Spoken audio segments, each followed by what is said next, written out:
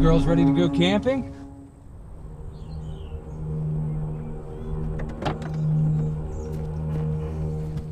Okay. So this is how it's gonna be. I'm John Carlo Rosillo, and I directed Mending. What's your film about? Yeah, so Mending is about this family in the 1970s. This dad who has to take his three daughters and goes off camping in the middle of nowhere, and he's trying to kind of reconnect, kind of with their family, with his daughters, after kind of, some untold like past personal history, and yeah, some fun stuff happens. I don't want to spoil too much. It's just the short, so. Where was the genesis of this idea? Yeah, so the story kind of came out from, we made this for the 48-hour film festival, so we had kind of limited time and resources that we could use to create something in that short time period. So we kind of gathered all of the locations that we had, all of the actors we had, all the costumes we had, and kind of wanted to craft a story around it. We had this amazing camper, and like this field available to us. So we kind of wanted to craft like a camping film. And then our art director, Kelly Dunnigan, also said that, hey, a lot of the stuff that we have actually could fit into a 70s film.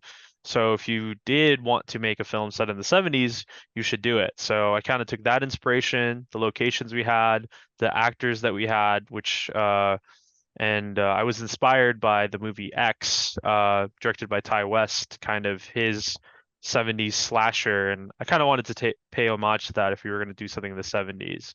And obviously, Texas Chainsaw is another like inspiration. Not like it has a very clear parallels, but I think we wanted to move a little bit into that in when once we get into like the ending of the film. Because of the 48, you have to pick a genre. Uh, Yeah. I know most people like when they do the 48 tend Hmm. to make it more humorous, even if they Yeah. pick drama, even if they pick horror. But when you picked your genre, did you just want to say, all right, we're just doing a straight horror film? Yeah, we actually uh we pulled family and horror, and so we kind of we're already like pushed in that direction. I actually wanted to do a family film before we even pulled the genres because I kind of just had this idea of Max Williamson playing the father having to deal with like three daughters that hate him. And kind of that was my precursor idea before we even started. And then we got kind of horror on top of that. And I thought like we could just make something fun with it, push these characters to something traumatic to kind of push them together. So that's kind of where it came from. Um, and we wanted to do something a little humorous because, as you said, the 48s always have some sort of humor. So we had some humorous moments, but I don't think we ever want to go into full comedy because I think that kind of, takes away from, the brilliance of like the talent that we casted for this film. So yeah. Is horror a genre that you particularly like dabbling in? This is kind of ironic because I've had two horror films in the Milwaukee Short Film Festival, but I actually don't really like doing horror. Not because I don't love the genre or respect it incredibly, but I always feel like it's a really hard genre to do. Like you need to be really skilled with the horror aspect of it to scare people. And sometimes I just don't feel that I could do it, but obviously I've been here twice now with a horror film. So I think it's a fun genre and I definitely like dabbling in it, but I wouldn't say it's the thing that I want to do, but I guess it just has happened that it fits into what's convenient for the story that we want to tell. Mike, this is a family trip, okay? You weren't invited. Well, I mean, I'm here with Nancy, so aren't I part of the family? No. No, Mike, you're not part of the family. Look, we came out here to take a break, to get away from the trial, and you're ruining it. What kind of genre do you prefer? That's a interesting question because I feel like I do like making genre films, like kind of sticking to like the action genre or romance or anything. I haven't really made anything. I I also haven't made. consider drama a genre because Yeah. any if you're labeling certain aspects of filmmaking and categories of Hmm. drama, comedy, those I feel those are drama genres. Yeah. Yeah. I think you're hitting on kind of what I like the most is the drama aspect of like all genres. I think with Mending specifically, like there isn't a lot of crazy plot development or anything, but there's a lot of character tension. And I like driving like character tension, and that comes from drama. So, if we are creating other films, I'd want to invoke that dramatic aspect of it, even though if it's like a comedy or a horror film or a sci-fi film. Like that's kind of what I like to explore, I guess, because I come from the theater world. I was an actor, and I think my favorite parts uh, of like watching films or theater is when they're bickering and it just kind of builds and explodes, and then like it comes back down or something like that. So yeah. Does your does your acting background, do you feel that helps you with the actors? Because I believe for 3 years in a row you've won Best Ensemble. Yeah. Yes. We've been doing ensembles for a while now. And yeah, I think when I wanted to kind of pursue directing, I've always thought that everyone wants to be a director, but that requires literally all aspects of the knowledge of film or theater. So I kind of went backwards and I started doing all the other things before I started directing. So one of the first things I did was it was join theater in high school and college and started acting. And I did do that so that I feel like I understood what actors would go through and what things that were annoying to them or would be beneficial to them. And I think that that background does let me talk and communicate to actors very effectively. I think they would also say the same, as a lot of the actors I've worked with have said they really do like working with me, and vice versa with them. So yeah. Tell us a little bit about your production company and your outlook on storytelling. Yeah, I think for me, when I started Stories Everything, I was kind of involved with other like production companies or groups and such, and I think they always kind of just saw me as someone who could point a camera really well. Like I can shoot really well, I can edit real well, and they think like the aspects of that really come from the technical skills.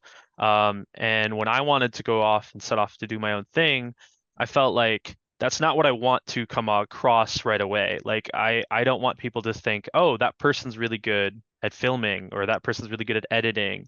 I think where my strong suit came from of like why I could pick good images or why I could edit well is from having that understanding of storytelling and really being obsessed with kind of the narrative structure of films and theater.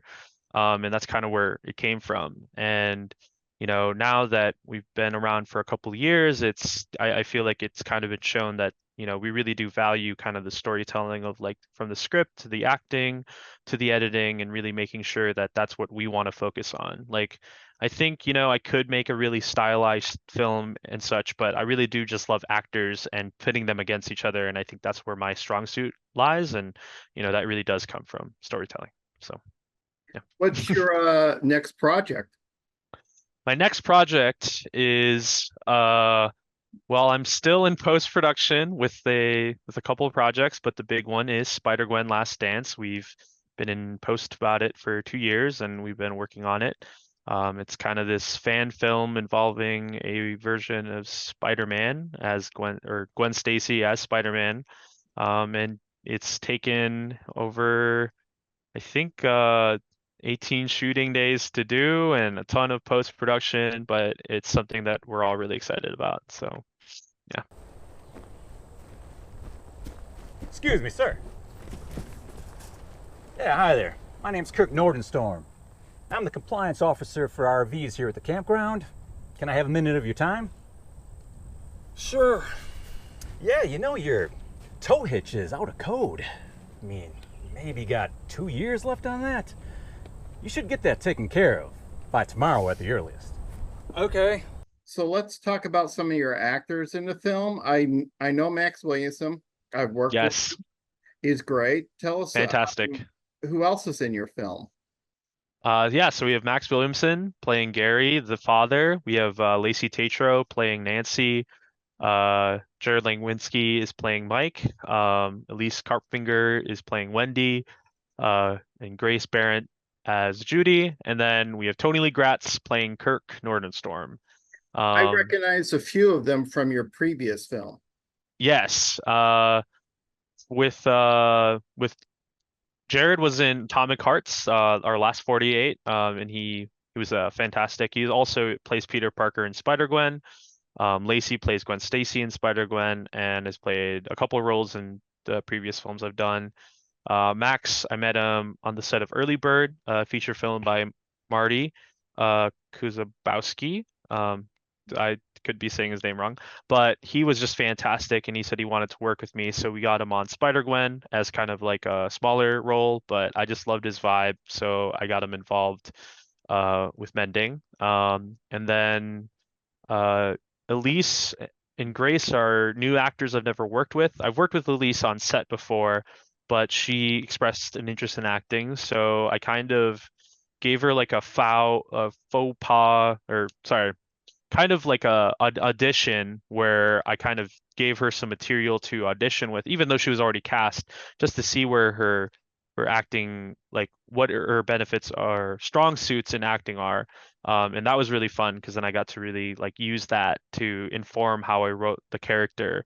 And then Grace was similar. I've known about her because she's kind of in the similar circles that Lacey and such are in, so like another talented actress. So kind of also had her kind of do some audition pieces and kind of got to see what her strengths are in acting and inform that character.